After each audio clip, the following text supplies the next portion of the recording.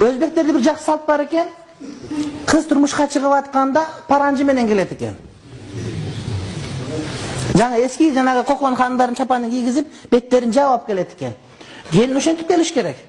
А биздики ЗАГСтын көнөгү менен келет, gelin келгенде көрүнбөгөн жери калбай келет.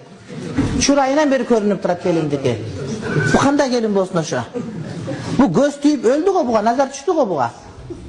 Бу саңа тууп, бала бере турган таза туруш керек го. Адамдын назары тиет, адамдын сугу түшөт.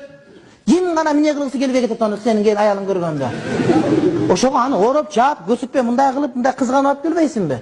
Дүйнөнүн баарын дагы аз келгенсип, шаргап чыгасың. Жаллабаттар эмне кылат? Ону Курманбек Батыр эстелигин апарат. Аны ошол жерге апарып бир тегерен көрсөтөт. Аерден көрбөй калды, аз болуп калды деп, наркы парк эмеге чыгат, наркы курортко чыгат. Аерге апарып бияка тегеренет. Анан аерден аз болуп калды, дагы бирөөлөр көрүш керек, кимге көрсөтөндө анан вечерге апарат немеге, кафеге. Аерде отурат, көрбөй калды, отугап чыгып бийлетет. Анан көрбөй калгандар кийин көрсүн деп сүрөткө түшүп тактап коет. Анан алып келип кошуласын, ага чейин жанагы бүт ауран бар килгенип, булганып бүткөн, адамдын көзү түшүп бүткөн, анан сага кең келес, дөпөрөс, галдырбай бир бала төрөлөт. Ошо сага.